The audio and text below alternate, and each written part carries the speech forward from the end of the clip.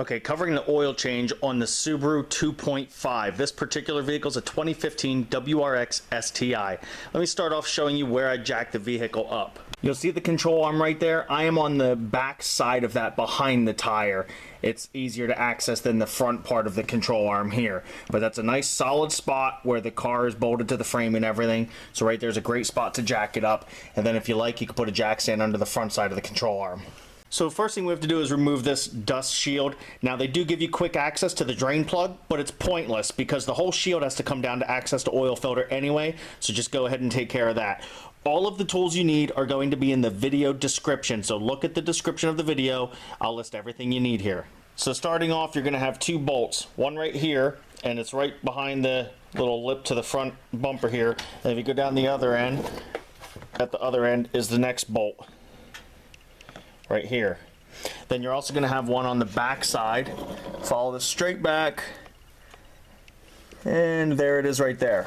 I don't think there's any more than those three. It's kind of hard to tell because it looks like somebody might have cut off part of the rear part of this dust shield. But just look around the perimeter. I believe it's just those three.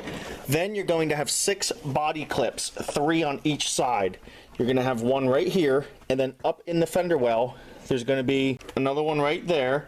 And then there should be one up at the top, but this one's missing. So you have 2 right in front of the tire, and then 1 at the bottom part. So 3 body clips on each side, and those 3 bolts. Now you can get these body clips with a flathead screwdriver and pliers, but you're probably going to mess them up. I would really recommend just buying the proper tool for the job, and again, this will be in the video description with a link. But these will get right in there, pinch inside that groove, and pop them right out. So with one of these out, let me show you how it works. You see the little spots on the sides here. That's where the jaws of the specialty pliers are going to go in and pull that center right out, and then you'll be able to pull out the other section. And then to replace them, there's no specialty tools needed. Once you put in the main unit here, when you push the center in, that pushes these arms out, and that's what locks it in. If you use the proper tool for the job, these will be reusable. And here's what that looks like with it out of the vehicle. So you can see the sides here that were up in the fender wells. Now with the cover off, you can clearly see your drain plug bolt right there and your oil filter right there. Again, tool list will be in the description on what size these are. So go ahead and remove your drain plug and let's get this oil draining. It's always a good idea to replace that crush washer that you just saw fall off of here. You don't want to reuse that.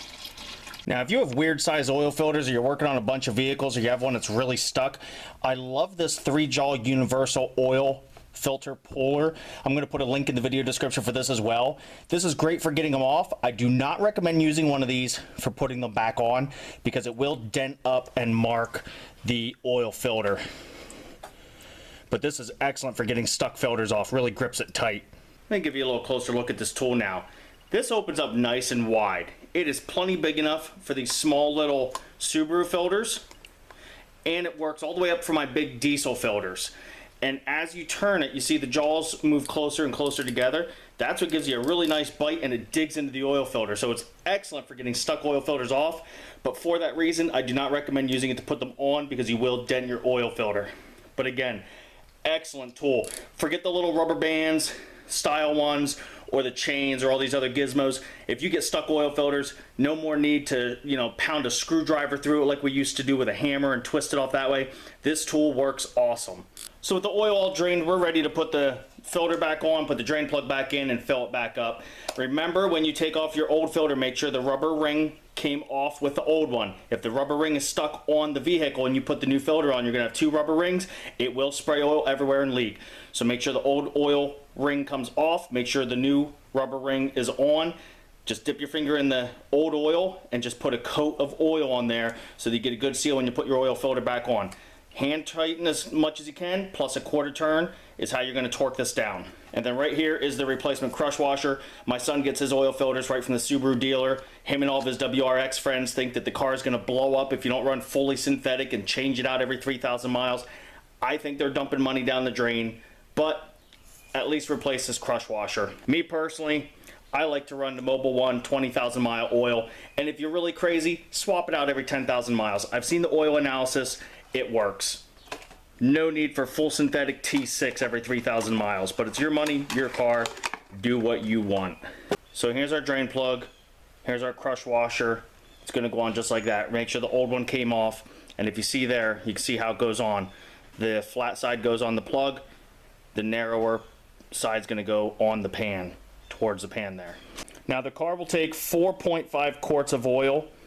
I'll put all the specs in the description of the video, so if I misspoke, what is typed in the description of the video will be accurate. It'll have the torque specs for everything, the tool sizes, and the recommended oil. So once you put your 4.5 quarts in, go ahead and check the dipstick, make sure it's at least up to the full mark. After that, get in and start the vehicle. You only need to let it run for like 5 or 10 seconds. On vehicles that have an oil pressure gauge, as soon as you see that gauge move, you can shut the vehicle off. What you're doing there is you're filling up the oil filter with oil, and you're getting oil all throughout the system. So then once you shut the vehicle off, you don't need to start it up again. From there, you can just check the dipstick and keep adding oil as needed until you get up to the full mark. So once you have your oil topped off, go ahead and replace your dust shield, and you are done. You know, if this video helped you out at all, subscribe to the channel. It's going to be a lot more WRX stuff coming. My son has one, my daughter has one, her boyfriend has one. We are going to be doing a lot more WRX stuff in the coming months and years. So hey, hit the video with a like if it helped you out at all. Subscribe to the channel. Really appreciate you watching.